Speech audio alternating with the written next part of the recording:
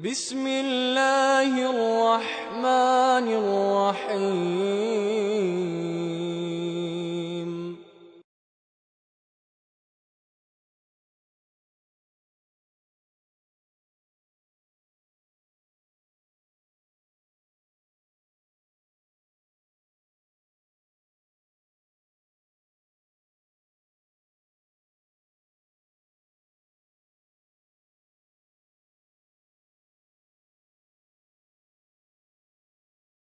إن الحمد لله نحمده ونستعينه من يهده الله فلا مضل له ومن يضلل فلا هادي له وأشهد أن لا إله إلا الله وحده لا شريك له وأشهد أن محمدا عبده ورسوله أما بعد فإن خير الحديث كتاب الله وخير الهدى هدى محمد صلى الله عليه وسلم وشر الأمور محدثاتها وكل محدثة بدعة وكل بدعة ضلالة وكل ضلالة في النار أعوذ بالله من الشيطان الرجيم ويخرون للأذقان يبكون ويزيدهم خشوعا عن أبي هريرة رضي الله تعالى عنه قال قال رسول الله صلى الله عليه وسلم والذي نفسي بيده لو تعلمون ما أعلم لبقيتم كثيرا ولا زحكتم قليلا رواه البخاري ومسلم. عن أنس رضي الله تعالى عنه قال خطب رسول الله صلى الله عليه وسلم خطبة ما سمعت مثله فقال لو تعلمون ما أعلم لبقيتم كثيرا ولا زحكتم قليلا. فغطى أصحاب رسول الله صلى الله عليه وسلم وجوههم ولهم خنين رواه البخاري. সম্মানিত মসজিদের মুসল্লি, প্রশংসা আল্লাহর জন্য, শান্তি অবতীর্ণ হোক আল্লাহর রাসূলের উপর সাল্লাল্লাহু আলাইহি ওয়াসাল্লাম। আজ জুমার খুতবায় সংক্ষিপ্ত সময়ে বক্তব্যের বিষয় আল্লাহ ভীতি, আল্লাহকে ভয় করা সম্পর্কে গুরুত্বপূর্ণ সংক্ষিপ্ত তথ্যবহুল বিবরণের চেষ্টা করব ইনশাআল্লাহুল আজিজ। মানুষ আল্লাহকে ভয় করুক, এই কথা আল্লাহ তাআলা কোরআন মাজিদে বহুবার বলেছেন। তিনি মাঝে মধ্যেই বলেছেন মানুষের উচিত মানুষ আল্লাহকে ভয় করুক, আর আল্লাহ এটাও আদেশ করেছেন মানুষের জানা উচিত যে আল্লাহ সম্পর্কে মানুষের জ্ঞান অর্জন করা উচিত। আল্লাহ তাআলা বলছেন ফাআলাম, মুহাম্মদ আপনি আগে জেনে নেন যে লা ইলাহা ইল্লাল্লাহ, আল্লাহ ছাড়া কোনো মাবুদ নাই। এই কথাটা আপনি আগে জেনে নেন। আল্লাহ তাআলা আমাদের নবীকে বলছেন আপনি এই জ্ঞান অর্জন করুন যে আল্লাহ ছাড়া কোনো মাবুদ নেই। আস্তাগফিরুল্লাহ যামবিক, তারপর আপনি আপনার পাপের জন্য ক্ষমা চান। আগে আল্লাহকে জানেন, আল্লাহকে, আল্লাহর পরিচয় কি, আল্লাহ কাকে বলে, আল্লাহকে চিনে নেন, তারপরে আল্লাহর কাছে ক্ষমা চাইবেন। আল্লাহ তাআলা বলছেন ইয়া আইয়ুহাল্লাযীনা আমানুত্তাকুল্লাহ, হে পৃথিবীর বিশ্বাসীগণ তোমরা আল্লাহকে ভয় করো।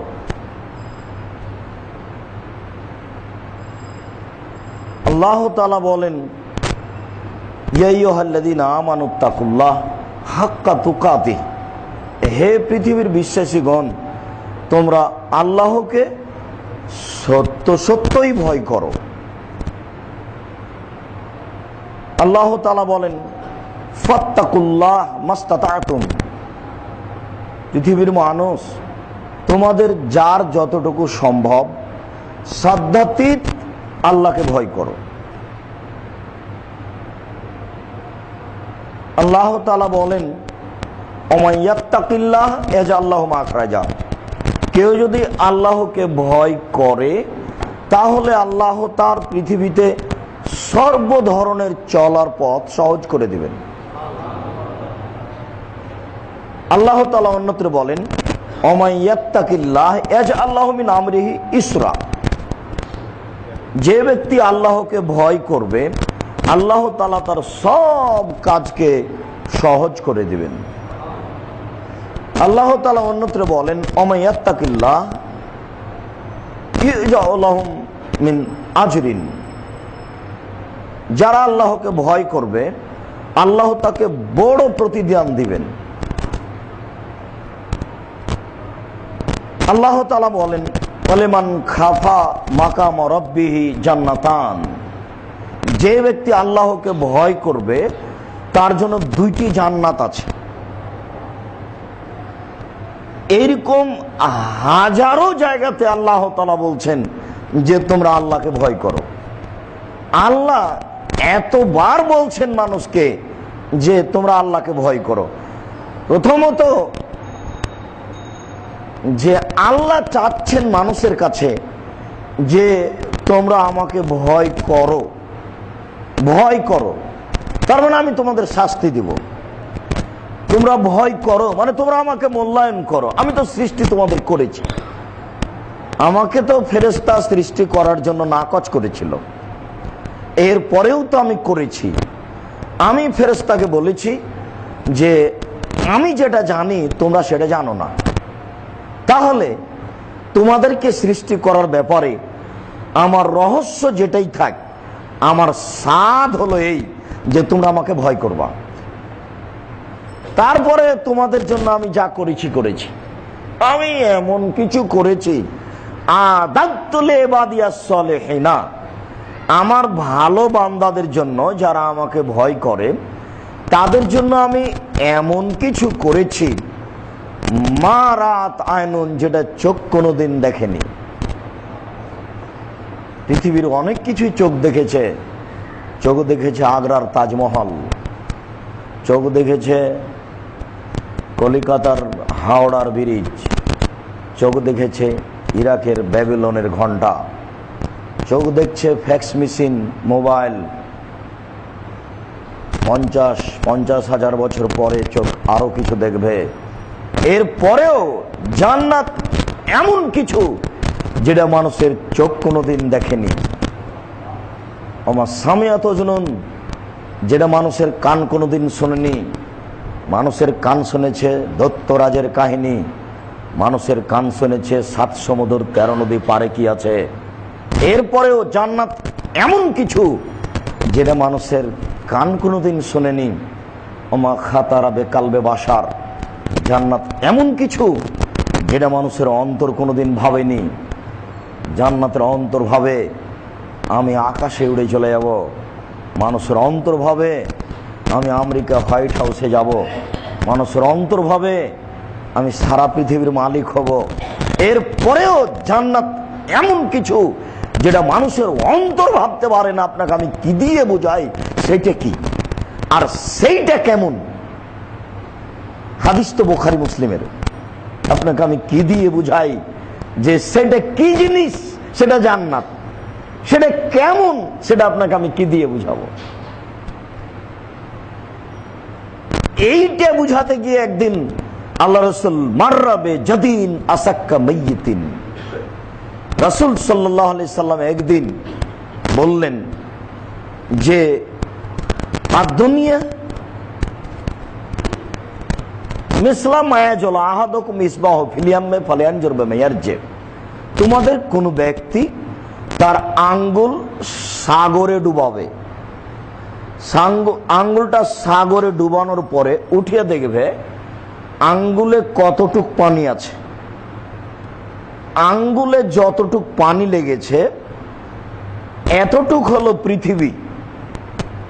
সারা পৃথিবীতে যত কিছু অর্থ সম্পদ, নারী পুরুষ, টাকা পয়সা, সব আর সাগরে যত পানি আছে তত হলো জান্নাত। এবার বলেন তাহলে কি দিয়ে বুঝাবো জান্নাত কি জিনিস? এই কথাটাই আল্লাহ তাআলা বললেন, আমি আমার বান্দাদের জন্য এমন কিছু রেখেছি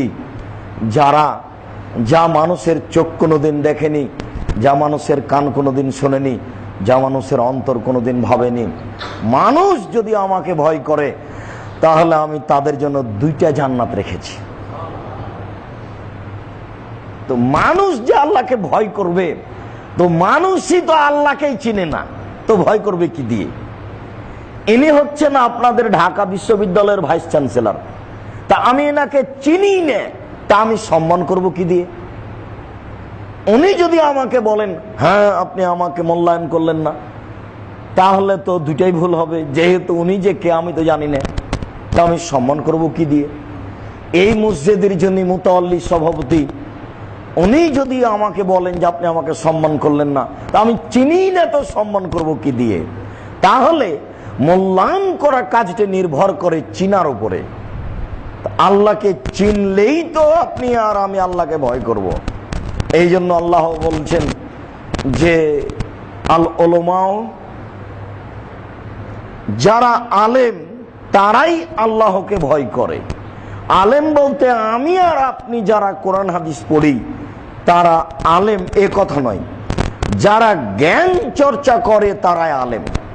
যারা আল্লাহকে জানা ও চিনার চেষ্টা করে তারাই আলেম। জ্ঞান চর্চা করে যখন আল্লাহকে চিনে নেয় তখন আল্লাহকে ভয় করে। তাহলে আল্লাহকে ভয় করা বিষয়টি নির্ভর করে আল্লাহকে চিনার উপরে।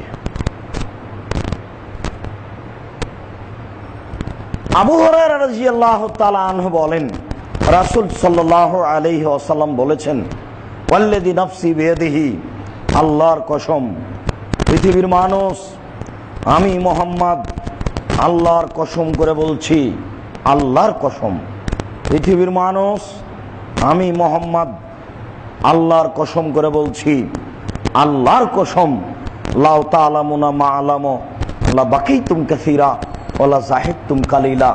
আমি যেমন আল্লাহকে চিনি, তোমরা যদি আল্লাহকে চিনতে, আমি যেমন আল্লাহকে জানি, তোমরা যদি আল্লাহকে জানতে, আমি যেমন আল্লাহকে চিনি, তোমরা যদি আল্লাহকে চিনতে, আমি যেমন আল্লাহকে জানি, তোমরা যদি আল্লাহকে জানতে, আমি যেমন আল্লাহকে চিনি, তোমরা যদি আল্লাহকে চিনতে, আমি যেমন আল্লাহকে জানি, তোমরা যদি আল্লাহকে জানতে, তাহলে বেশি বেশি কাঁদতে, কম কম হাসতে।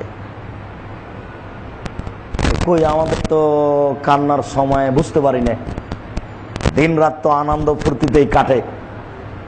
অনেক সময় হাসির বন্যা চলে, আনন্দ ফুর্তির বন্যা চলে, তো কান্না কখন? তাহলে বোঝা যাচ্ছে যে আমরা আল্লাহকে চিনি না। আল্লাহকে ভয় করা, আল্লাহর ভয়ে কাঁদা, এটা তো নির্ভর করে আল্লাহকে চিনার উপরে। এই কথাই তো রাসূল সাল্লাল্লাহু আলাইহি ওয়াসাল্লাম বললেন, বুখারী মুসলিম।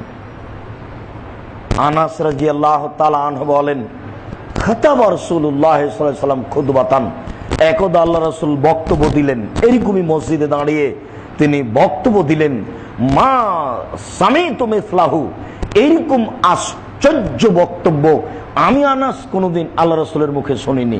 তিনি বক্তব্যে বললেন, লাউ তা'লামুনা মা আলামু, তোমরা যদি আল্লাহকে জানতে আমি যেমন জানি, তোমরা যদি আল্লাহকে চিনতে আমি যেমন চিনি, লা বাকাইতুম কাসীরা ওয়ালা যাহিদতুম কালিলা, তাহলে তোমরা বেশি বেশি কাঁদতে, কম কম হাসতে। এই পর্যন্ত বলতেই ফা গাত্তা আসহাব রাসূলিল্লাহ সাল্লাল্লাহু আলাইহি ওয়াসাল্লাম ওজুহাহুম, তখন সাহাবীগণ সবার মাথাকে নিচু করে নিলেন। ওলাহুম খানিনুন, সবাই নীরবে কাঁদতে লাগলেন। সাহাবীগণের এটা চরিত্র ছিল, বৈশিষ্ট্য ছিল। আয়েশা রাদিয়াল্লাহু তাআলা আনহা বলেন, আমার আব্বা সালাত শুরু করলেই কাঁদতেন। পাড়ার ছেলেমেয়েরা সবাই হুমড়ি খেয়ে পড়তো আমাদের বাসায়। সবাই মনে করত লোকটা কেমন পাগল হয়ে গেছে। কত ভদ্র নম্র মানুষ। আবু বকর সিদ্দিক কিন্তু এলাকার খুব সম্ভ্রান্ত পরিচিত মানুষ। আবু বকর সিদ্দিক কিন্তু সাধারণ মানুষ নয়। উনি একবার মনের এতে কষ্টে মনটা খারাপ করে মক্কা ছেড়ে চলে যাচ্ছেন, যে এখানেই থাকবো না, ইবাদত করা যাবে না, আর এখানে থাকবো। তো রাস্তায় দেখা হয়েছে কোনো এক জায়গাতে হবে পূর্বাচলে, বা কোনো এক জায়গাতে হবে আপনার ওই আপনার ওই ঢাকার কোনো রাস্তায় বা চিটাগাঙের কোনো রাস্তায়। ওখানে দেখা হয়েছে ইবনু দাগানার সাথে। ইবনু দাগানা সে পল্লীর একজন পণ্ডিত, সুচিন্তিত মানুষ। ইবনু দাগানা বলছেন, আবু বকর আপনি এখানে কেন? তখন আবু বকর সিদ্দিক বলছেন, না, যেদিকে মন চাই চলে যাব, যেদিকে দুই চোখ যায় সেদিকে চলে যাব। আরে না না, আপনি যাবেন কেন? আপনি এমন মানুষ যাকে তার নিজ এলাকা থেকে চলে যাওয়া ঠিক নয়। আপনি এমন মানুষ, কোন মানুষ আপনাকে সেই জায়গা থেকে চলে যেতে বলবে, এটাও ঠিক নয়। তাহলে উনি সুপরিচিত মানুষ। উনি বলছেন যে আল্লাহর রাসূলকে নিয়ে রাত্রে তো বের হয়ে গেলাম, গারে সর যে আশ্রয় নিলাম, দুপুর হয়ে গেছে, কোথায় একটু ছায়া পাওয়া যায়, কোথায় ছায়া পাওয়া যায়? ও যে একটা পাহাড়, পাথরের পাহাড়, ওইখানে আল্লাহ রাসূলকে বসতে বললাম। এরপরে বের হলাম, দেখি কোনো মানুষজন এই পথে আসে নাকি, কাউকে দেখা যায় না। ওই যে একটা রাখাল বেশ কিছু ছাগল নিয়ে আসছে, দেখি আমরা যেটা খুঁজছিলাম রাখাল সেটা খুঁজে, আমরা খুঁজছিলাম একটু পাথরের পাহাড়ের ছায়া, দেখি রাখালও ছায়া খুঁজছে। আমি বললাম, এ রাখাল, বাড়ি কোথায়? মক্কা। তোমার মালিকের নাম কি? অমুক। হ্যাঁ, আমি তার মালিককে চিনলাম। আবু বকর সিদ্দিক বলছেন, আমি তার মালিককে চিনি। তাহলে আবু বকর সিদ্দিক এলাকার সুপরিচিত মানুষ, তিনিও অনেককেই চিনেন। এই রাখালের মালিক একজন ধনী মানুষ, রাখালের মালিকও এনাকে চিনেন, ইনিও রাখালের মালিককে চিনেন। আবু বকর তো রাখালকে পরিচয় দিলেন না, খালি বললেন, এই ছেলে, তোমার কোনো ছাগল ছাগি দুধ দিতে পারে? বলে, হ্যাঁ পারে। তা একটু দুধ দাও তো আমাকে। তখন ওই ছেলে রাখালটা একটা ছাগলকে ধরলো। আমি বললাম, আগে ছাগলের বাঁটটা ঝেড়ে পরিষ্কার করে নাও, এই তোমার হাতটা আগে পরিষ্কার করো। এইভাবে ঝেড়ে আবু বকর সিদ্দিক দেখাচ্ছেন, বুখারী মুসলিমের হাদিস। এই ছেলে, হাত দুটো আগে এইভাবে ঝেড়ে নাও। আবু বকর সিদ্দিক বলছেন, ওই ছাগলের বাঁটটা আগে ভালো করে ঝেড়ে নাও, পরিষ্কার করে নাও। তো রাখাল মানুষ, রাখালের যা করার করবেই। এনি তো সজ্জিত মানুষ, বুদ্ধি মানুষ, এর মানুষ, সচেতন মানুষ। এনে বলছে, আগে ঠিক করো এগুলো। তারপর দুধ দহন করে আবু বকর সিদ্দিককে দিলেন। ইনি আল্লাহ রাসূলের কাছে নিয়ে গেলেন, আল্লাহ রাসূল পান করলেন। তা আবু বকর সিদ্দিক বলছেন, আমাকে খুব ভালো লাগলো। বুখারী মুসলিম। আমি অংশে যেটুকু বলছিলাম সেটুকু হচ্ছে, আবু বকর সিদ্দিক সুপরিচিত মানুষ, উনি সালাত আদায় করলে কাঁদতে লাগতেন। তবুও পাড়ার ছেলে মেয়ে মনে করতো যে পাগল হয়ে গেছে, তাই সবাই হুমড়ি খেয়ে পড়তো যে এইভাবে কাঁদে কেন। আমার শ্বশুর, আল্লাহ তাকে মাফ করুক, আমার শ্বশুর খেতে বসলেই ভাত যদি গরম হতো তাহলে হা দেওয়ার পরে কাঁদতে লাগতেন। কোরআন মাজিদ পড়া শুরু করলেই কাঁদতে লাগতেন। আমাকে যখন আগিয়ে দিতে আসতেন তখন আমি মনে মনে ভাবতাম যে এমন একদিন আসবেন, ইনি পিছনে পিছনে আসবেন না। আমি নিষেধ করতাম, তবু আসতেন। এক পর্যায়ে এমন আসলো যে তিনি আর থাকলেন না। তখন আমি বইটা লিখতে আরম্ভ করলাম, মরণ একদিন আসবেই, মরণ একদিন আসবে, এটা তো কমন কথা। এরপরও লিখার প্রয়োজন এই কারণে। আমার বইটা শেষ হলোই না, আমার আব্বা দুনিয়া থেকে চলে গেলেন, আল্লাহুম্মা মাগফির লাহুম ওয়ারহামহুম। দুইজনেরই মরার তারিখটা দেওয়া আছে, মরণ একদিন আসবে এই বইয়ের পূর্বে। সম্মানিত উপস্থিতি, আল্লাহকে ভয় করা নির্ভর করে আল্লাহকে জানার উপরে। আপনি তো মেহরাবের ডান দিকে লিখেছেন আল্লাহ, আর বাম দিকে লিখেছেন মোহাম্মদ। আপনি কি আল্লাহকে চিনেন? এই ছেলে, অনুবাদ করো তো দেখি। এটা আল্লাহ মোহাম্মদ, এর অনুবাদ হলো আল্লাহ হলেন মোহাম্মদ। তুমি যদি লিখতে আল্লাহ আকবার, এদিকে আল্লাহ ওর এদিকে আকবার, তাহলে এবার কি অর্থ হতো জানো? আল্লাহ আকবার, আল্লাহ সবচেয়ে বড়। আল্লাহ সবচেয়ে বড় কিভাবে, তুমি কিভাবে জানবা? 7টা হলো জমিন আর 7টা হলো আকাশ। প্রথম জমিনটা হলো একটা ছোট ফুটবল, এই ছোট ফুটবলটা দ্বিতীয় জমিন বড় ফুটবল ওর ভিতরে ঢুকিয়ে দিতে হবে, সব দিকেই ফাঁকা থাকবে 500 বছরের পথ। এটা হলো দ্বিতীয় জমিন। এক জমিন থেকে আর এক জমিনের ফাঁকা হলো 500 বছর, আর প্রত্যেকটা জমিন মোটা হলো 500 বছর। তাহলে 2টে 3-এ, 3টে 4-এ, 4টা 5-এ, 5টা 6-এ, 6টা 7-এ। এবার 7 নাম্বার জমিনের উপরে আমরা আছি। 7 নাম্বার জমিন থেকে আকাশ আবার 500 বছরের পথ। আকাশটা মোটা 500 বছরের পর, প্রত্যেকটার ফাঁকা 500 বছরের পথ। এবার 8 নাম্বারটা 9-এ, 9টা 10-এ, 10টা 11-তে, 11টা 12-তে, 12টা 13-তে, 13টা 14-তে। এবার 14 নাম্বার আকাশের উপরে আছে আরশ। তাহলে 7টা মোটা যতটুকু, 7টা আকাশ মোটা ততটুকু, 7টার মধ্যে ফাঁকা ততটুকু। এবার 7 7 14টা হলো স্তর, আর 14টা মোটা এতটুকু, 14টার মধ্যে ফাঁকা এতটুকু। তাহলে হলো 14 14 28, 28 500। এবার 28 500-র উপরে আছে আরশ। তো 500 বছরের পথ এই জমিন থেকে আকাশের ব্যবধান 500 বছরের পথ বলতে রাসূল সাল্লাল্লাহু আলাইহি সাল্লামের যুগে একটা দ্রুতগামী ঘোড়া 500 বছর দৌড়ালে যত যেত, জমিন থেকে আকাশের ব্যবধান তত, সব স্তরের ব্যবধান তত। বর্তমান যুগে সবচেয়ে দ্রুতগামী বিমান 500 বছর উড়ে গেলে যত যাবে, আকাশ থেকে জমিনের ব্যবধান তত, সব স্তরের ব্যবধান তত। 50,000 বছর পরে মানুষ সবচেয়ে দ্রুতগামী বাহন বিমান যেটা তৈরি করবে, ওটা 500 বছর উড়ে গেলে যত যাবে, আকাশ থেকে জমিনের ব্যবধান তত, প্রত্যেকটা স্তরের ব্যবধান তত। আপনাকে আমি কি দিয়ে বুঝাই আকাশ থেকে জমিনের ব্যবধান কত? কোনো দিন মানুষ হিসাবে আনতে পারবে না যে আকাশ থেকে জমিনের ব্যবধান কত। কিয়ামত পর্যন্ত সম্ভব নয়, এটা মানুষের আয়ত্তের বাহিরে। এবার 14 নাম্বারের স্তর হলো আকাশ, ওরই উপরে আছে আরশ। গোটা আকাশকে ঘেরা আছে আরশ চতুর্দিক দিয়ে। 14 নম্বর আকাশের চেয়ে বড় হলো আরশ, যেখানে তিনি আসন গ্রহণ করেন। আর আরশটার চেয়ে আল্লাহ হলেন বড়। আরশটা আসন গ্রহণের জায়গাটা যত বড়, আল্লাহ তার চেয়ে অনেক অনেক অনেক বড়। তাই হলো আল্লাহু আকবার। আল্লাহু আকবার মিন কুল্লি শাই। আল্লাহ হলেন সব কিছুর চেয়ে বড়। আপনি এবার বলেন, আমি আল্লাহকে কি চিনি আর আপনি কি চিনেন? যারা লিখেছে আল্লাহ মোহাম্মদ, তারা হলো ওরা যারা বলে যে আল্লাহ বললেন মোহাম্মদ তোমাকে আমি টাকা পয়সা দিয়ে দিলাম। মোহাম্মদ বললেন খাজা মঈনুদ্দিন চিশতি আমার টাকা পয়সা আমি তোমাকে দিলাম। খাজা মঈনুদ্দিন চিশতি বললেন যে ভারত বাংলাদেশ পাকিস্তানের লোক, আমি টাকা পয়সা তোমরাকে দিয়ে চলে গেলাম। এই আকীদার মানুষ যারা, তারাই লিখে আল্লাহ মোহাম্মদ। কেউ তো জানে না, খাই পায়খানা করে দিন কাটায়, এই তো মানুষ। কেউ ভাবেও না, ভাবা কেউ প্রয়োজনও মনে করে না।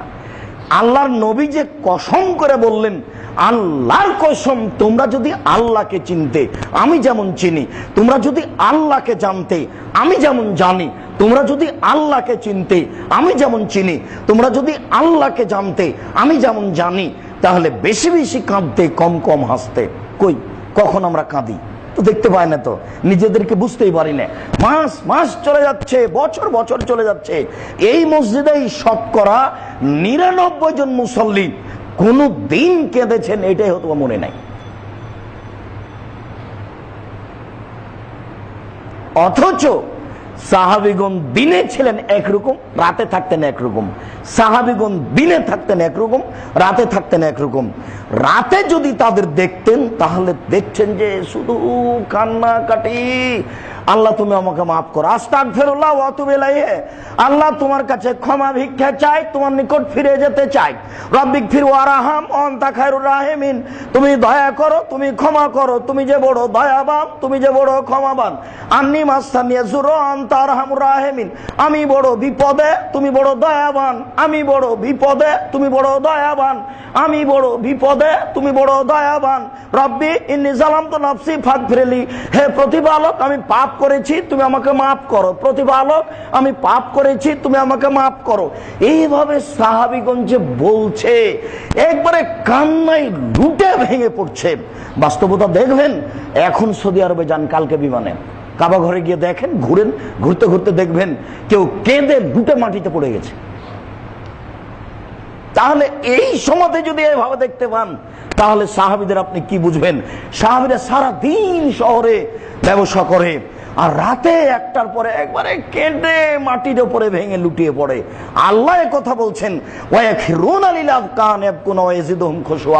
পৃথিবীতে হাজারো লক্ষ কোটি মানুষ আল্লাহর ভয়ে কেঁদে মাটিতে লুটিয়ে পড়ে, তাদের কান্নার শব্দ তাদের ভীতিকে আরো বেশি করে দেয়। একথা আল্লাহ বলছেন। পৃথিবীতে হাজারো লক্ষ কোটি মানুষ আল্লাহর ভয়ে কেঁদে মাটিতে লুটিয়ে পড়ে, তাদের কান্নার শব্দ তাদের ভীতিকে আরো বেশি করে দেয়। আপনি আপনাকে একটু দেখেন তো, এরকম হয়? আমি যে আপনাকে সেদিন বলে গেলাম রমজানের আগে যে রমজানের শেষ দশকে এই মসজিদের বক্তব্য বন্ধ করবেন,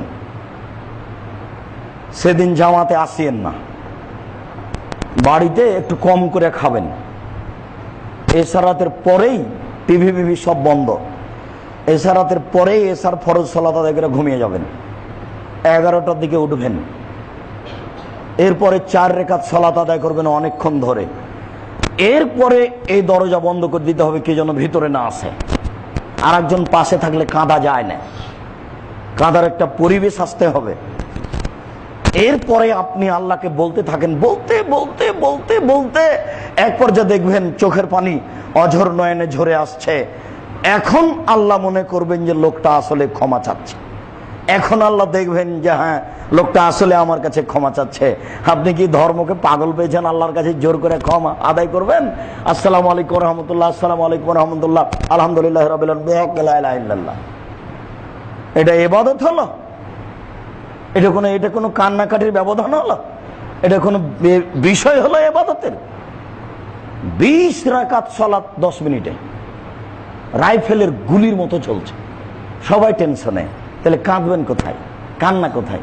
কেউ যে বুঝে না, কেউ যে আল্লাহকে চিনে না, জানতেও যে চায় না, ভাবেও না যে আপনি আর আমি ভাবি না, এই বলে আপনি মনে করবেন না সারা পৃথিবীতে কেউ ভাবে না। আল্লাহ বলছেন হাজারো মানুষ, লক্ষ কোটি মানুষ কেঁদে আল্লাহর ভয়ে কেঁদে মাটিতে লুটিয়ে পড়ে, তাদের কান্নার শব্দ তাদের ভীতিকে আরো বেশি করে দেয়। সম্মানিত মসজিদের মুসল্লি, বিষয়টি আমরা আপনার কাছে স্পষ্ট করতে পারছি না। যদি সত্য সত্য বিষয়টি স্পষ্ট করতে পারতাম, তাহলে মানুষ আল্লাহকে সত্যি সত্যি ভয় করত। আল্লাহ তুমি আমাদেরকে আল্লাহকে তোমাকে চেনার তৌফিক দান করো। আল্লাহুম্মা আমিন। আল্লাহুম্মা সাল্লি আলাইহি, আল্লাহুম্মা বারিক আলাইহি।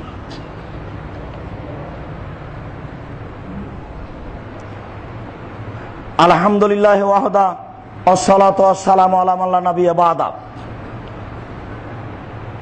আব্দুল্লাহ ইবনে আব্বাস রাদিয়াল্লাহু তাআলা আনহু বলেন, রাসূল সাল্লাল্লাহু আলাইহি ওয়াসাল্লাম বলেছেন, আয়নানে লা তামাসসুহুমান নার, 2 শ্রেণীর মানুষ আছে যাদেরকে জাহান্নাম স্পর্শ করবে না। 2 শ্রেণীর চক্ষু আছে যারা জাহান্নামে যাবে না। 2 শ্রেণীর মানুষ আছে যাদেরকে জাহান্নাম স্পর্শ করবে না। 1, আইনুন বাকাত মিন খাশিয়াতিল্লাহ, ওই চক্ষু, ওই মানুষ যে আল্লাহর ভয়ে কাঁদে। 2, আইনুন হারাসাত ফি সাবিলিল্লাহ, ওই চক্ষু, ওই মানুষ যে আল্লাহর রাস্তায় পাহারা দেয়, যারা মুসলিম যোদ্ধা, যারা আল্লাহর রাস্তায় পাহারা দেয়, এই চক্ষু, এই মানুষকে জাহান্নাম স্পর্শ করবে না, রাসূল সাল্লাল্লাহু আলাইহি সাল্লাম বলেন। আনাস রাদিয়াল্লাহু তাআলা আনহু বলেন, রাসূল সাল্লাল্লাহু আলাইহি ওয়াসাল্লাম বলেছেন, সালাসাতু উয়ুনিন লা তারা আন-নারা, 3 শ্রেণীর চক্ষু রয়েছে, এই চক্ষু জাহান্নামকে দেখবে না। 3 শ্রেণীর মানুষ রয়েছে, ওরা জান্নাতে যাবে না। 3 শ্রেণীর মানুষ রয়েছে, ওরা জাহান্নামে যাবে না। 3 শ্রেণীর মানুষ রয়েছে, ওরা জাহান্নামে যাবে না। 3 শ্রেণীর মানুষ রয়েছে, 3 শ্রেণীর চক্ষু রয়েছে, এই চক্ষু জাহান্নামকে দেখবে না। 1, আইনুন বাকাত মিন খাসিয়াতিল্লাহ, ওই চক্ষু, যে চক্ষু আল্লাহর ভয়ে কাঁদে, ওই মানুষ, যে মানুষ আল্লাহর ভয়ে কাঁদে। 2, আইনুন হারাসাত ফি সাবিলিল্লাহ, ওই চক্ষু যেই চক্ষু আল্লাহ রাস্তায় পাহারা দেয়, যে আল্লাহ রাস্তায় প্রস্তুত থাকে। 3, ওই চক্ষু গাজাতান মাহারামিল্লাহ, যেই চক্ষু অপর নারীকে দেখে নিচু হয়ে যায়, যেই চক্ষু বেগানা নারীকে দেখে নিচু হয়ে যায়, এই চক্ষু জাহান্নাম দেখবে না, এই চক্ষু জাহান্নামে যাবে না। 3 শ্রেণীর মানুষ জাহান্নামে যাবে না। 1, আল্লাহর ভয়ে কাঁদে যে। 2, আল্লাহ রাস্তায় পাহারা দেয় যে। 3, বেগানা নারীকে দেখে যে চক্ষু নিচু হয়ে যায়, এই চক্ষু জাহান্নামে যাবে না। মুআবিয়া ইবনে হাওদা রাদিয়াল্লাহু তাআলা আনহু বলেন, রাসূল সাল্লাল্লাহু আলাইহি সাল্লাম বলেছেন, লাই ইয়ালাজান নারার রাজুলু বাকামিন খাশিয়াতিল্লাহ হাত্তা ইয়ালাজাল লাবানু ফি জারে। ওই ব্যক্তি জাহান্নামে যাবে না যে ব্যক্তি আল্লাহর ভয়ে কাঁদে। যেমন গাভীর বাঁট থেকে দুধ বের করার পরে আর ভেতরে ঢোকানো যায় না, গাভীর বাঁট থেকে দুধ বের করার পরে ভেতরে ঢোকানো যেমন অসম্ভব, আল্লাহর ভয়ে কাঁদে যে তার জাহান্নামে যাওয়া তেমনি অসম্ভব। আল্লাহর ভয়ে কাঁদে যে তার জাহান্নামে যাওয়া তেমনি অসম্ভব। গাভীর বাঁট থেকে দুধ বের করার পরে তার ভেতরে ঢোকানো যেমন অসম্ভব। আপনাকে আমি কি দিয়ে বুঝাই আল্লাহর ভয়ে কাঁদা বিষয়টি কত বড় সফলতা, আল্লাহর ভয়ে কাঁদা বিষয়টি কত বড় একটা জিনিস। আল্লাহর নবী বলছেন, গাভীর বাঁট থেকে দুধ বের করে ভেতরে ঢুকানো যেমন অসম্ভব, আল্লাহর ভয়ে কাঁদে যে তার জাহান্নামে যাওয়া তেমনি অসম্ভব। মুআবিয়া ইবনে হাওদা রাদিয়াল্লাহু তাআলা আনহু বলেন, রাসূল সাল্লাল্লাহু আলাইহি ওয়াসাল্লাম বলেছেন,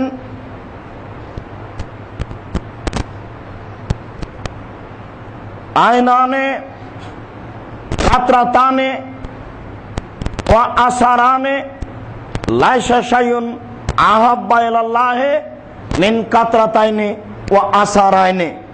আল্লাহর নিকটে 2টি বিন্দু ফোঁটা যত প্রিয়, পৃথিবীর কোন বস্তু আল্লাহর কাছে তত প্রিয় নয়। 2টি চিহ্ন আল্লাহর কাছে যত প্রিয়, পৃথিবীর কোন চিহ্ন আল্লাহর কাছে তত প্রিয় নয়। 2টি বিন্দু ফোঁটা আল্লাহর কাছে যত প্রিয়, পৃথিবীর কোন ইবাদত আল্লাহর কাছে তত প্রিয় নয়। 2টি চিহ্ন, দাগ, আলামত আল্লাহর কাছে যত প্রিয়, পৃথিবীর কোন ইবাদত আল্লাহর কাছে তত প্রিয় নয়। 1, কাতারাতুন মিন দুমুইন ফি খাসিয়াতিল্লাহ, আল্লাহর ভয়ে 1 ফোঁটা চোখের পানি আল্লাহর কাছে যত প্রিয়, পৃথিবীর কোন ইবাদত আল্লাহর কাছে তত প্রিয় নয়। 1,00,000 কোটি দানের নেকি আল্লাহর কাছে অত প্রিয় নয়, আল্লাহর ভয়ে 1 ফোঁটা চোখের পানি আল্লাহর কাছে যত প্রিয়। 10 লক্ষ টাকা খরচ করে হজ করা ইবাদতটি আল্লাহর কাছে অত প্রিয় নয়, আল্লাহর ভয়ে 1 ফোঁটা চোখের পানি যত প্রিয়। সারা রাত ধরে তাহাজ্জুদ পড়া ইবাদতটি আল্লাহর কাছে অত প্রিয় নয়, 1 ফোঁটা চোখের পানি আল্লাহর কাছে যত প্রিয়। সম্মানিত মসজিদের মুসল্লি, আমি সিরিয়াল 4টা বলবো আল্লাহর কাছে প্রিয়, তার 1 নম্বরে এইটা। তাহলে বোঝা যাচ্ছে সিরিয়ালে পরে আসবে যুদ্ধের কথা। আল্লাহর পথে নেমে যুদ্ধ করে শহীদ হয়ে যাওয়া কাজটি অত প্রিয় নয়, আল্লাহর ভয়ে 1 ফোঁটা চোখের পানি যত প্রিয়। কেননা এটা পরে এসেছে 2 নম্বরে। তিনি 2 নম্বরে বললেন, কাতরাতু দামিন তুরাকু ফি সাবিলিল্লাহ, 1 ফোঁটা শরীরের রক্ত আল্লাহর ভয়ে, 1 ফোঁটা শরীরের রক্ত আল্লাহর পথে যত প্রিয়, পৃথিবীর আর কোন ইবাদত আল্লাহর কাছে তত প্রিয় নয়। যখন কোনো মুসলিম প্রধান সেনাপতি ইহুদি খ্রিস্টানদের বিরুদ্ধে যুদ্ধ ঘোষণা করবে, তখন যদি কোনো মুসলিম এই যুদ্ধে অংশগ্রহণ করে, তার গায়ের 1 ফোঁটা রক্ত যত প্রিয়, আল্লাহর কাছে কোনো ইবাদত তত প্রিয় নয়। তবে এটা 2 নম্বরে রয়েছে। 1 নম্বরে হলো আল্লাহর ভয়ে 1 ফোঁটা চোখের পানি আল্লাহর কাছে যত প্রিয়, পৃথিবীর কোনো ইবাদত আল্লাহর কাছে তত প্রিয় নয়। আল্লাহর রাস্তায় 1 ফোঁটা শরীরের রক্ত আল্লাহর কাছে যত প্রিয়, পৃথিবীর কোনো ইবাদত আল্লাহর কাছে তত প্রিয় নয়। 3, আসারুন ফি ফারিজাতিন মিন ফারাইজিল্লাহ, ইবাদত করতে করতে করতে করতে শরীরের দাগ চিহ্ন আল্লাহর কাছে যত প্রিয়। সিজদা করতে করতে করতে করতে কপালে দাগ হয়ে গেছে, পায়ের টাকনোর উপরে বসে থাকতে থাকতে থাকতে থাকতে টাকনোতে দাগ হয়ে গেছে। এই ইবাদতে শরীরের চিহ্ন আল্লাহর কাছে যত প্রিয়, পৃথিবীর কোন ইবাদত আল্লাহর কাছে তত প্রিয় নয়। আসারুন ফি সাবিলিল্লাহ, যুদ্ধে নেমে কেটে গেছে, ফেটে গেছে, এই দাগ যত প্রিয়, আল্লাহর কাছে কোনো ইবাদত তত প্রিয় নয়। দেখি এবার বুঝাতে পারি কিনা। বাসার দিকে যেতে হবে আর বলতে হবে, স্ত্রীকে পাশে নিয়ে বলতে হবে, ছেলে মেয়েকে নিয়ে পাশে নিয়ে বলতে হবে।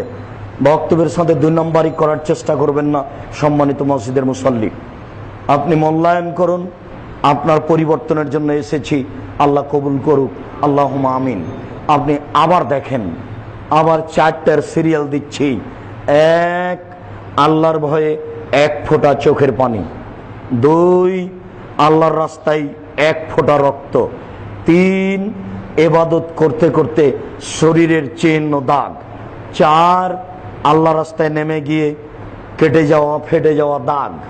তাহলে আল্লাহর রাস্তায় নেমে গিয়ে কেটে যাওয়া ফেটে যাওয়া দাগটা 4 নম্বরে আসলো। আর 3 নম্বরে এসেছে ইবাদতের দাগ চিহ্ন। আর 2 নম্বরে এসেছে আল্লাহর রাস্তায় 1 ফোঁটা রক্ত। আর 1 নম্বরে এসেছে আল্লাহর ভয়ে 1 ফোঁটা চোখের পানি, যেটা পৃথিবীর সবার জন্য সহজ। পুরুষ নারী যে কোনো সময়ে এই সুবিধা ভোগ করতে পারে, এই সুবিধা গ্রহণ করতে পারে। সম্মানিত মসজিদের মুসল্লি, আবু হুরায়রা রাদিয়াল্লাহু তাআলা আনহু বলেন, রাসূল সাল্লাল্লাহু আলাইহি ওয়াসাল্লাম বলেছেন, সাবাতুন ইজিল্লুহুমুল্লাহু তাআলা ফি জিল্লিহি ইয়াওমা লা জিল্লা ইল্লা জিল্লুহু। 7 শ্রেণীর মানুষ বিচারের মাঠে বিশেষ ছায়াতলে থাকবে, যেদিন আল্লাহর ছায়া ছাড়া আর কোনো ছায়া থাকবে না। 7 শ্রেণীর মানুষ বিচারের মাঠে বিশেষ ছায়াতলে থাকবে, যেদিন আল্লাহর ছায়া ছাড়া আর কোনো ছায়া থাকবে না। যেদিন মানুষের মাথার উপরে হবে সূর্য 1 মাইল, অর্ধ হাত মাথার উপরে হবে, এ কথা ঠিক নয়। 1 মাইল মাথার উপরে হবে, সেই দিন আল্লাহর ছায়া ছাড়া কোনো ছায়া থাকবে না। সেই দিন 7 শ্রেণীর মানুষ বিশেষ ছায়াতলে থাকবে। তার 1 শ্রেণীর মানুষ হচ্ছে ইমামুন আদিল, ন্যায়পরায়ণ নেতা। ন্যায়পরায়ণ দায়িত্বশীল, এটা খুবই কঠিন।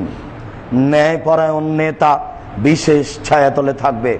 2, শাবুন নাশা ফি ইবাদাতিল্লাহে, ওই ছেলে মেয়ে যারা বাল্য জীবন থেকেই ইবাদতে অভ্যাসী। 3, রাজুলুন কালবুহু মুআল্লাকুন বিল মাসাজিদ ইয়া খারাজা মিনহু হাত্তা ইয়াউদা ইলাইহি, কোন মানুষ মসজিদ থেকে বের হয়েছে আবার আসবে তাই ব্যস্ত হয়ে আছে, তার অন্তরটা মসজিদের সাথে ঝুলন্ত হয়ে আছে। জোহরের সালাত আদায় করার পরে বাড়ি গেছে, একটু পরে ছেলেকে বলছে, আবু দেখো দেখো আজান হলো কি, আসর আজান হলো, আম্মু দেখো তো আসর আজান হয়ে গেছে নাকি। মসজিদে আসার জন্য ব্যস্ত হয়ে আছে। এই মানুষ থাকবে বিচারের মাঠে বিশেষ ছায়াতলে। রাজুলানে তাহাব্বা ফিল্লাহে ওয়া ইজতামা আলাইহি ওয়া তাফাররাকা আলাইহি, 2 জন মানুষ বন্ধুত্ব গড়িয়েছে আল্লাহর হস্তে, বন্ধুত্ব ভেঙে দিয়েছে আল্লাহর হস্তে। বেশ ভালো পরহেজগার, তার সাথে চলাফেরা করে, উঠা বসা করে, মাঝে মধ্যে তার বাড়ি যায়, সেও তার বাড়িতে আসে। কেন? ওইও পরহেজগার, এও পরহেজগার, 2 জনকেই ভালো লাগে। হঠাৎ করে একদিন দেখা গেল যে লোকটা দোকানে বসে 11টার সময় তা আড্ডা পিটছে। দোস্ত, এটা ভালো নয়, এটা ভদ্রতা বিরোধী কাজ, এটা ঈমান বিরোধী কাজ। এইভাবে আপনি দোকানে বসে আড্ডা পিটেন কেন? দোস্ত, এইভাবে টিভির সামনে বসে আছেন কেন? তখন বলছে, আরে তুমি অত পরহেজগার হও কেন? অত পরহেজগারিতে তুলে রাখো তো, কিছু দুনিয়ার দিকেও দেখতে হয়। তখন ভাবলো ও এর সাথে বন্ধুত্ব রাখা যাবে না, কেটে দিতে হবে। যে ব্যক্তি এইভাবে বন্ধুত্ব গড়ায় আবার কেটে দেয়, চিন্তা করবেন না তার সাথে চলাচল বন্ধ করতে হবে, এই কথাই ঠিক। বন্ধুত্ব তার সাথে কেটে দিতে হবে দিনের ব্যাপারে, এই কথাই ঠিক। তাহলে আপনি বিচার মাঠে বিশেষ ছায়াতলে থাকবেন। আব্দুল্লাহ ইবনে উমর বলছেন, তার ছেলে বেলাল বলছে, আব্দুল্লাহ ইবনে উমরের ছেলে বেলাল অর্থাৎ উমরের পোতা নাতি বেলাল বলছেন যে মসজিদে মহিলারা যাবে না। তখন আব্দুল্লাহ ইবনে উমর বলছেন, বলো কি তুমি? রাসূলের যুগে মহিলারা মসজিদে যেত, জুমার দিন মহিলারা মসজিদে যেত, যাবেই যাবে, তুমি নিষেধ করছো মানে? আমি তোমার সাথে কোনো দিন কথা বলবো না। আব্দুল্লাহ ইবনে উমর তার ছেলের সাথে মরা পর্যন্ত কোনোদিন কথা বলেননি। অথচ ইনি সাহাবী, উনি সাহাবীর ছেলে। তারা বাপ বেটা কত বড় সম্মানী মানুষ। খালি বেটা বলেছে এখন মহিলাদেরকে মসজিদে যেতে হবে না। যেমন মাঝাবে ভাইরা বলতেন যে ছি ছি ছি ছি, মসজিদে মহিলা কেন? ওরা মহিলাদের নাপাক হয়ে গেল মসজিদ, ও মসজিদে ঢুকলেই নাকি মসজিদ নাপাক হয়ে যায়। এ কোন ধরনের কথা? আল্লাহ রাসূল বলছেন, আয়েশা জি জায়নামাজটা দেও তো, ভিতরে মসজিদের ভিতরে আছে। তখন আয়েশা বলছেন যে আমি তো ঋতুবতী, হায়েজ হয়েছে আমার। তখন বলছেন লাইসাত হাইজাতুকা ফি ইয়াদিকি, তোমার হায়েজ কি তোমার হাতে লেগে আছে নাকি? যাও মসজিদ থেকে জায়নামাজটা নিয়ে আসো। তোমার হায়েজ, তোমার রক্ত কি তোমার হাতে লেগে আছে নাকি? যাও মসজিদ থেকে নিয়ে আসো। বুখারী মুসলিমের হাদিস। মসজিদে মহিলা ঢুকলেই মসজিদ নাপাক হয়ে যাবে, এ কোন হিসাব? ছেলে বলছেন মসজিদে যাবে না মহিলা, আর বাপে বলছেন যাবেই, তোমার সাথে আমার কোনোদিন কথা বলবো না। তারপর আল্লাহ রাসূল বলছেন, রাজুলুন যাকারাল্লাহ খালিয়ান ফাবাজাত আইনাহু, ওই ব্যক্তি বিচারের মাঠে বিশেষ ছায়াতলে থাকবে যে ব্যক্তি নির্জনে আল্লাহকে ডাকলো, দুই চোখের পানি অঝর নয়নে ঝরলো, এই ব্যক্তি বিচারের মাঠে বিশেষ ছায়াতলে থাকবে। বুখারী মুসলিমের অত্র হাদিসটি অনুবাদ করছি, আরো দুটো বাক্য আছে, এই বাক্যটাকে সামনে রেখে এই হাদিসটা পেশ করছি। ওই ব্যক্তি বিচারের মাঠে বিশেষ ছায়াতলে থাকবে যে ব্যক্তি নির্জনে আল্লাহকে ডাকে, দুই চোখের পানি অঝর নয়নে ঝরে। মসজিদের সম্মানিত পুরুষ নারী মুসল্লি, এই গতি যে কোনো মূল্যে আপনাকে আনতেই হবে। রাতের এক অংশে আপনাকে উঠতেই হবে। তাহাজ্জুদ না পড়তে পারলেও মাঝে মধ্যে উঠে সুন্দর করে ওযু করে 2 রাকাত সালাত আদায় করে এই গতি আপনার ভিতরে যে কোনো মূল্যে আনতে হবে, নইলে কাঁদার ভান করতে হবে। যতক্ষণ পর্যন্ত আপনি কবর, কিয়ামত, জাহান্নামকে হিসাবে আনতে না পারছেন ততক্ষণ পর্যন্ত চোখের পানি আসবে না। যতক্ষণ পর্যন্ত আপনি আল্লাহকে চিনতে না পারছেন, আল্লাহর ভয় না করতে পারছেন, ততক্ষণ পর্যন্ত আপনার ভিতরে কান্না আসবে না। আল্লাহর নবী বলছেন, ওই মানুষ বিচারের মাঠে বিশেষ ছায়াতলে থাকবে যেই ব্যক্তি নির্জনে আল্লাহকে ডাকে, দুই চোখের পানি অঝর নয়নে ঝরে, এই ব্যক্তি থাকবে বিচারের মাঠে বিশেষ ছায়াতলে। তারপরে তিনি বললেন, রাজুলুন দাত ইমরাতুন জাত হাসাবিন জামালিন, ওই ব্যক্তিও বিচারের মাঠে বিশেষ ছায়াতলে থাকবে যে ব্যক্তিকে কোনো সম্ভ্রান্ত পরিবারের সুন্দরী নারী ব্যভিচারের জেনার দাওয়াত দিল, তখন লোকটি বলল, ইন্নী আখাফুল্লাহ, আমি আল্লাহকে ভয় করি, আমি তোমার সাথে অশ্লীল কাজে জড়াতে রাজি নই। এই ব্যক্তি বিচারের মাঠে বিশেষ ছায়াতলে থাকবে। এরপরে অরাজুলুন, ওই ব্যক্তি বিচারের মাঠে বিশেষ ছায়াতলে থাকবে যে ব্যক্তি তাসাদ্দাকা, দান করলো, বেয়ামিনিহি, তার ডান হাতে দান করলো, লা তালামু শিমালুহু, তার বাম হাত জানতে পারলো না কি দান করলো। তার মানে গোপনে দান করলো, ডান হাত দান করবে, বাম হাত জানতে পারবে না, এটা তো হয় না। আল্লাহ রাসূল এটা কি বললেন? বললেন গোপনে দান করলো। বলে গেল যে কাউকে বলবেন না। মসজিদ তৈরি করছেন তো 2 লক্ষ টাকা থাকলো, আব্দুর রাজ্জাক সাহেব আপনি প্রতিষ্ঠান নির্মাণ করছেন, মসজিদ নির্মাণ করছেন, আমার 5 লক্ষ টাকা থাকলো, এটা আপনি কাউকে বলবেন না, আমার কোনো কিছুর প্রয়োজন নেই। আব্দুর রাজ্জাক সাহেব যদি টাকা মেরে খান, আল্লাহ মেরে খাবেন না। আল্লাহর কি মেরে খাওয়ার প্রয়োজন আছে? আল্লাহর তো মেরে খাওয়ার প্রয়োজন নেই। মানুষ ক্ষতিগ্রস্ত হতে পারে, ক্ষতি করতে পারে, আল্লাহ কারো ক্ষতি করবেন না, সরিষার সম পরিমাণে নয়। এমন ব্যক্তির দানকারী এই ব্যক্তি বিচারের মাঠে বিশেষ ছায়াতলে থাকবে। প্রকাশ্যে দান করা যায়, যায় না এই কথা নয়। যখন আল্লাহ রাসূল ফজরের সালাতের পরে বললেন, এই শোনো, 600 কিলোমিটার পথ তাবুকের যুদ্ধে যেতে হবে, কে কি দান করবে? ওমর বললেন, আল্লাহর নবী, আমার অর্থ সম্পদের অর্ধেক দিলাম। আবু বকর সিদ্দিক রাদিয়াল্লাহু তাআলা আনহু বললেন, খোলা মাঠে আপনাকে আর আল্লাহকে বাড়িতে রেখে যা আছে সবই দিলাম। কিছুই না, হয়তো বা ধ্যান ভাড়া হবে না, কিন্তু যা বলেছেন এই বাক্য ডিঙ্গি কিয়ামত পর্যন্ত আর কোন মানুষ যেতে পারবে না। আর উসমান রাদিয়াল্লাহু তাআলা আনহু বললেন, আপনার যত লোক তাবুকের যুদ্ধে যাবে সমস্ত লোকের যাতায়াত খরচ, অর্ধেকের যাতায়াত খরচ, খাওয়া খরচ আমি দিব। সেদিন লোক সংখ্যা ছিল 30,000। 15,000 লোককে তিনি 3 মাস খাওয়াবেন, আর 15,000 লোককে তিনি 15,000 ওঁট দিলেন। এর নাম ধনী, এর নাম বৈত্যশালী। ধনী একই বলে। উসমানের মতো ধনী হওয়ার চেষ্টা করেন, যাতে করে টাকা পয়সা দিন ধর্মের কাজে লাগবে।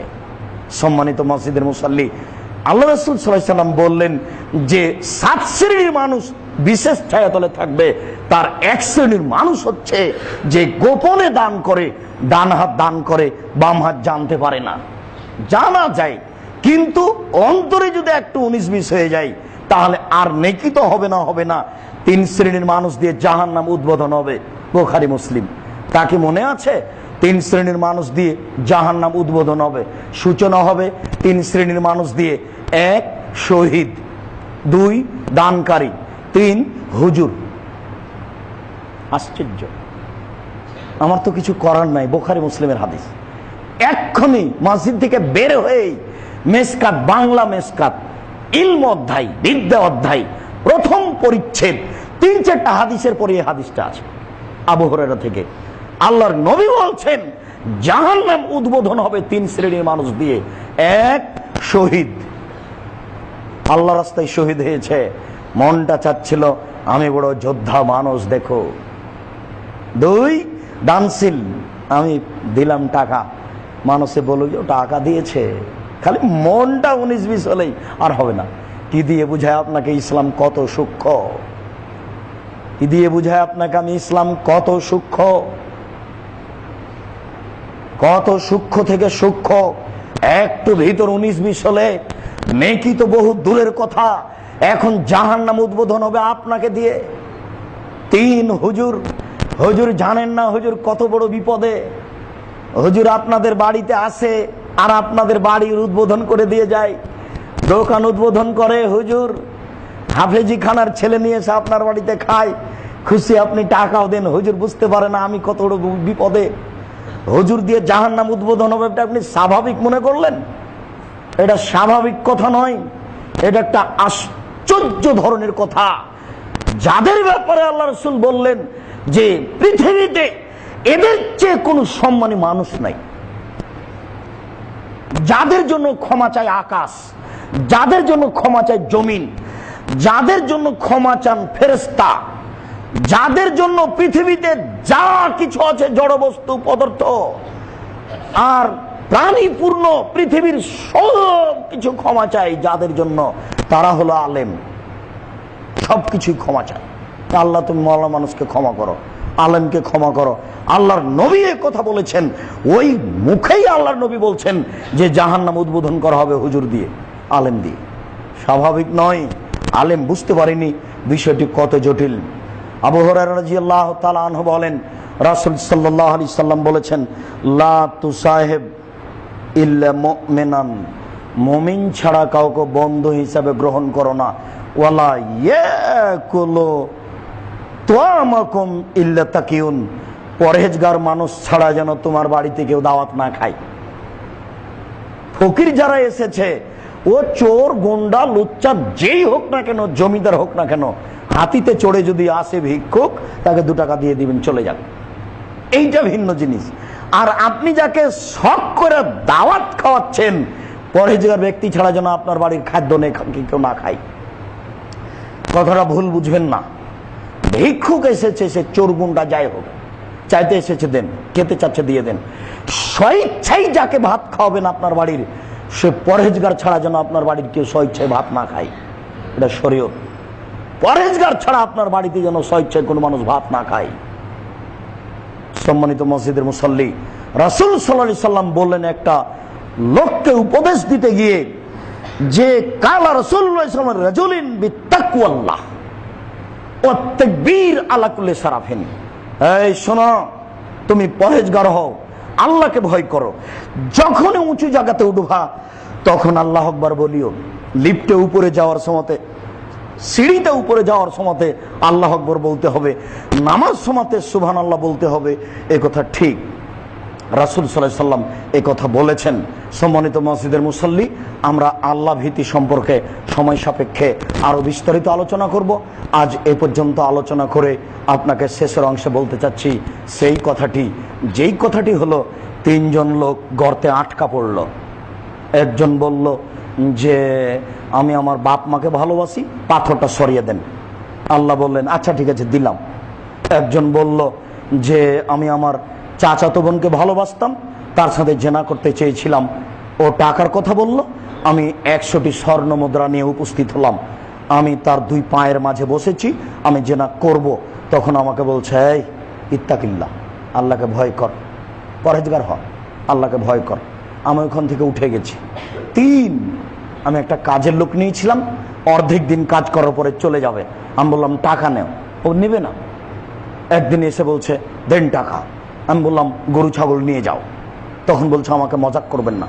আমি বললাম যাও, তোমাকে মজাক করিনি, গরু ছাগল সব নিয়ে যাও। এই কথা বলার পরে বলছে আল্লাহুম্মা ইন কুনতা তাআলাম, তুমি যদি জেনে থাকো আমি এই কাজটা করেছি রাজা রাহমাতে কওমিন খাসিয়াতা আযাবিকা, তোমার রহমতের আশায়, তোমার শাস্তির ভয়ে, আমি তোমার শাস্তিকে ভয় করি, তোমার রহমতের আশা করি, এই আশায় যদি এই কাজটা করে থাকি ফেজলা না, তাহলে তুমি পাথর সরিয়ে দাও। আল্লাহ বলেন ঠিক আছে, আমি পাথর সরিয়ে দিলাম। আল্লাহর ভয়ে একটু কাজ করলে আপনি ইহকালও বাঁচবেন, পরকালও বাঁচবেন। ওই লোকটা, যে লোকটা বলল উপদেশে ওসিয়তে, বেটা আমি যখন মারা যাব, আমি পৃথিবীতে সবচেয়ে বড় পাপী, লাইন কাদারাল্লাহু আলাইহি, আল্লাহ যদি তোমাদের বাপকে ধরতে পারে, আমাকে যদি আল্লাহ ধরতে পারে, এত কঠিন শাস্তি দিবেন, পৃথিবীর কোন মানুষকে আল্লাহ এত কঠিন শাস্তি দিবেন না। অতএব তোমরা একটা কাজ করিও, আমি মারা গেলে তোমরা আগুন দিয়ে জ্বালিয়ে দিও, এরপরে অর্ধেক ছাই মাটিতে ফেলিও, অর্ধেক ছাই পানিতে ফেলিও। ছেলেরা তাই করলো।